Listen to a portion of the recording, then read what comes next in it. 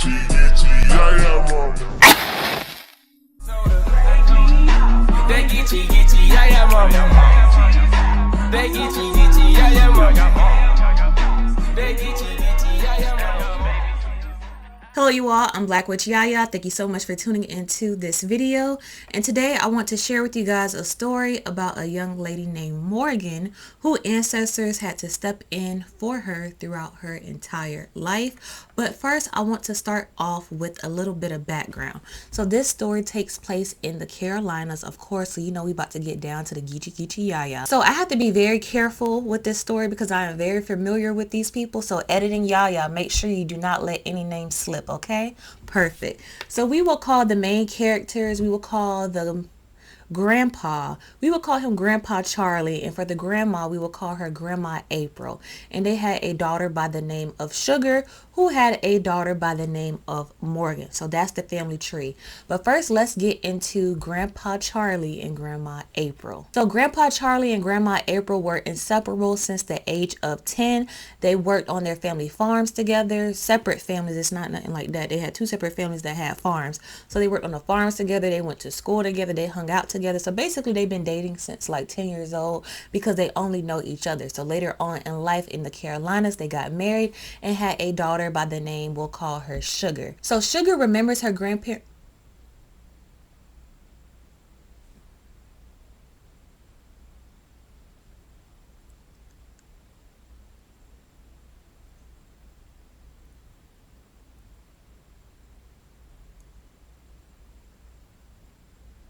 Is that my eyes?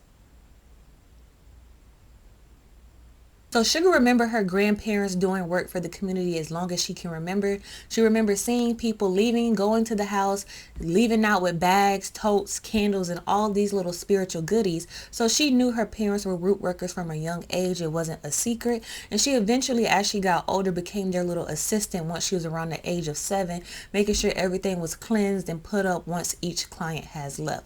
So this spiritual root work is nothing that's strange to her. So for Grandpa Charlie, he was considered a woodworker because a lot of his work was done outside. He barely did any work inside the house. So any type of sacrifices that need to be done, any type of spell work, anything that he did involved being outside. So you know, this is in the Carolinas, so they had a big old piece of land. So literally probably everybody in the community got some type of work that's going on in that yard. And he did it like that. So basically anytime he would tend to the garden, tend to his yard, he was tending to the people who he'd done work for before, basically keeping it up. And basically he felt that all work should be brought back to nature or involve nature. And as far as Grandma April, she was considered the counselor. She was the one that the community people first went to if they had an issue or a problem. They would tell her and she would dictate what type of work that needs to be done and then pass it on to Grandpa Charlie. So you would go to her like, hey, listen, I'm having trouble at work, this and that. She will start dressing a candle as you're talking to her, putting the herbs in, telling you make sure you drink this at night, do this and that. Or if they need a spiritual bath, she would be the one to handle all of the spiritual baths in the backyard. These spiritual baths were very, very powerful. Most of the people in the community went to her on a consistent basis for New Year's, for birthdays, for anything they considered important to go to her for a fresh cleanse and a fresh restart. I don't know what she put in the baths, but baby, let me tell you. So later on in life, when Sugar grew up and got married and had her first child by the name of Morgan, Grandpa Charlie and Grandma April both got to work. For all of their grandchildren, Grandpa Charlie would plant a tree in his yard. Like I told you guys, they have a big old plot, acres and acres and acres of land. So for all of their grandchildren, there is a tree for each one. So on the day that Morgan was born, Grandpa Charlie got his seeds and planted a tree just for her so she could always have a Morgan tree. And for Grandma April, she got her bath together and gave her a spiritual bath on her birthday. And this is basically for continuous protection throughout her life. And this was not just a spiritual bath. They turned it into an entire ceremony. From just the outside looking in, you would think it's like a baptism or like a christening. It was that big of a deal because they wanted to make sure from the day that their grandchildren are born, and they did the same thing for Sugar as well, their daughter, that they have protection from the day that they're born to the day that they pass away. And along with that, growing up, Morgan will always hear her grandparents and and her parents say, I'm going to protect you until the day you die. And you would think most people would say, I'm going to protect you to the day I die. I'm going to be here for you to the day I die. No, they're like, until the day you die, because even when I'm no longer here, I'm still going to be here for you in the spiritual realm. And that's exactly what happened, and that's exactly what Morgan had to cope with. And just like I told you guys how Sugar became like a little assistant for Grandma April and Grandpa Charlie, Morgan did as well. But by the time she got up in age to really know what was going on and understand it and help out, her grandparents were getting older, of course, and slowing down and slowly starting to retire. So they would spend most of their days just fishing. So Morgan would just do what she could to help the people in the community as much as possible while taking tips and learning from her grandparents. Until one day, in an unfortunate accident in their acres and acres of land, they had a small river where they would go fishing. And on this day, the grandparents ended up drowning in the river while fishing. Of course, everyone was distraught by this. There was a big funeral in the community because, like I said, they helped out so many people in the community. Everyone was just caught off guard and just thought it was such a beautiful and odd death at the same time. The fact that they passed away together on their own land in water, a lot of people feel like it has like a spiritual meaning to it just by the way that they passed away. They grew up together and then they ended up dying together. So Morgan felt a bit lost afterwards because this happened around the age she was 21. So this is like her coming to age phase, you know, around the age of 25. That's when stuff really started clicking. So she didn't have her grandparents in a physical way to kind of consult them. So to communicate with them, she would constantly go to the river that they passed away in, and after each conversation with them, after each venting session, whatever she had to go to the river for, she would take a bowl, dip it into the river, and pour it on her tree in the yard. So with Sugar, her mother, not being unfamiliar with the spiritual world, Morgan wasn't as well. So she knew how to consult her grandparents. She knew how to get to work to continuously talk to them. She made an altar for them. She constantly fed them with their favorite food. She sung for them because her grandparents love her singing voice. That girl can sing. I wish I could sing so I could sing to my spirit guides, but I won't punish them like that. But she sung to her altar. She constantly communicated with them. She constantly went to the river, gave offerings, and she made sure she stayed in the area so she could always have communication with them as well. So from the moment that Grandma April and Grandpa Charlie passed away, they immediately got to work with the protection. Morgan noticed throughout her life a lot of her friends called her lucky just because things seemed to just naturally work out for her. Whatever college she wanted to go to, she got it. Whatever GPA she wanted, she got it. Whatever job she wanted, she got it. Whatever guy she wanted, she got it. It seems that she just never went through any hardships, and she knew that was because her grandparents were closely looking out for her and constantly giving her like a cheat sheet while she's meditating, letting her know what's ahead and all of that good stuff. With Morgan growing up and staying in that community, a lot of people were familiar with the spiritual world and root work as well. So as she continued to go through life, becoming an adult, blossoming into this beautiful woman, she met a young man by the name of Omar, we shall call him. So her and Omar hit it off immediately. They were hanging out all the time. He was an upcoming lawyer, so he had a good head on his shoulder. He was very intellectual, good conversation, all that good stuff. Everything was fine and dandy. So of course Morgan friends are like, dang girl, you get the college you want to go to, you get the job you want, now you got this guy that everybody in town want, because it was a small town. So of course when someone's all smart, handsome, and a lawyer, everybody like, can you date my daughter, can you date my daughter? But of course Morgan got him. So as they continued to get serious, Morgan never made any big decision without consulting her ancestors, her grandma and grandpa. So she went to the river one day and she asked him, she was like, hey, Omar and I are getting very serious.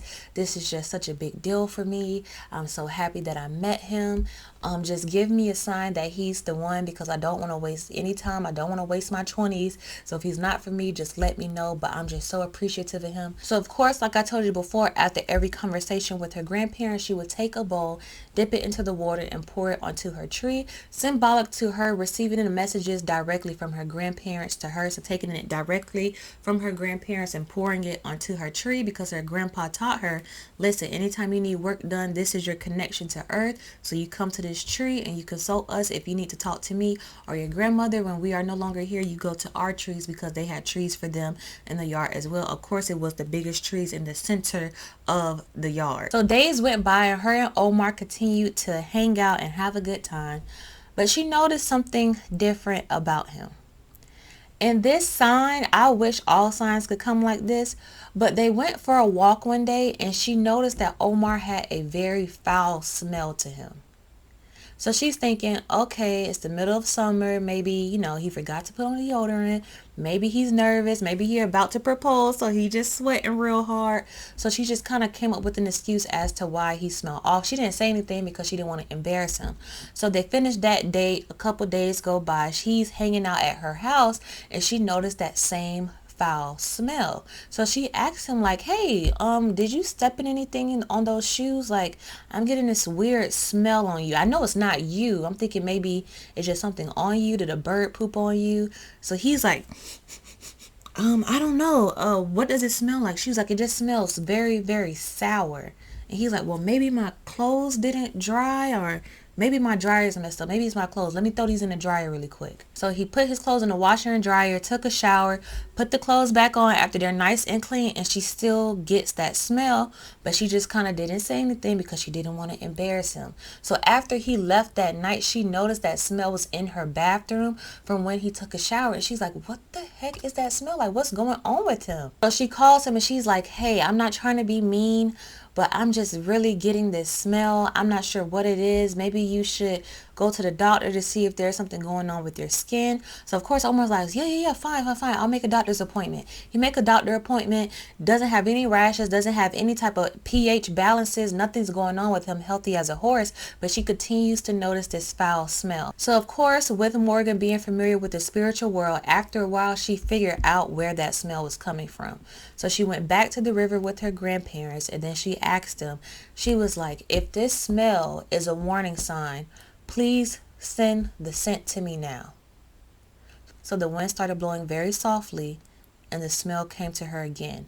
That same smell that she was getting from Omar. So she knew, okay, well maybe he's just not the one that asked for a sign. Maybe this is the sign by that foul, uncomfortable spell. So again, she took the water from the river, watered her tree so she could receive messages directly. So with Morgan now knowing, okay, no matter how amazing Omar is, no matter how much we hang out, I know he's not the one because I got that clear sign, no arguing about it. I'm not about to question my grandparents. But she just wanted to know why. Like, why is he not the one? Is he cheating? Is he like just weird? Like, what is, are we just not meant to be? Like, what exactly is it? So of course she consults her grandparents and she asks the question. Now I was told not to share this portion of the story because it is kind of personal to that person. But let's just say, remember how I told you that Morgan friends called her lucky because everything good just seemed to happen to her? And Omar was an up-and-coming lawyer. Everybody wanted to date him just because they just knew that he was just going to be rich and he's just so intelligent and all that good stuff. So basically, he tried to attempt to do something to soak up her energy so some of that luck can rub off on him. So basically, this can be seen as in life when someone just tries to cling on to you just to soak up your good energy, to be around you. They see everything good happening to you, so they try to just tag themselves in anything that you do. So basically, he was attempting to do some type of working to have that luck rub off on him, he wanted to tap into her energy, her access to the spiritual world, her ancestors, to get that luck on him. And he was attempting to do it to the point where he was able to, let's just say he was not unfamiliar with Grandma April's and Grandpa Charlie's land. We'll say that. So once she found out what was going on, she immediately cut ties with Omar. She was like, you tried to do this. I saw that you tried to do this and that, because she started getting visions of what he was trying to do, seeing evidence on the land of what he was trying to do. So she immediately cut things off. And I like the way she did that, because I'm like, girl, good job. Because, sometimes you receive messages from your spirit guides and your ancestors, and it may not be what you want to hear. You like, but he's so good to me, but he's so good in bed. He just treat me so well. Or that job is not that bad, this and that. And it may not be what you want to hear, but you have to act on it because it's a message coming from someone who can see far beyond you and giving you a warning sign. And one thing you don't want to do is disobey spirit. Trust me. It's just easier to take the sacrifice and obey them and avoid the long hardships that could come with being disobedient. So once you get a message loud and clear, act on it. It may not be what you want to do. It may not agree with what your physical pleasures want, but just do it. So Morgan cut all ties, and this is a recent story. So I wish I could be like, and later on in life, she got married and had kids, but this is kind of recent. So we'll see what happens from here. But she's able to keep her luck, keep her blessings, and keep her connections with her grandparents. Of course, after that whole situation, she gave them a nice offering because basically she wanted them to know, thank you for giving me this message and that I will continuously trust you with the messages that you provide. Because on earth, Grandma April and Grandpa Charlie were dipping it and doing it and very powerful. So imagine them in the spiritual world, even more powerful, even more access to what's to come and how to protect their loved ones. Thank you guys so much for tuning into this video. The overall message is to listen to your ancestors, listen to your spirit guides, listen to your Orisha, listen to whoever you call to for messages to keep you safe and to keep you protected. Thank you guys so much for tuning into this video. And like I always say, as above, so below, as within, so without, as a universal, the soul. Until next time, you guys. BlaqueWitchYaya, mama. BlaqueWitchYaya, mama.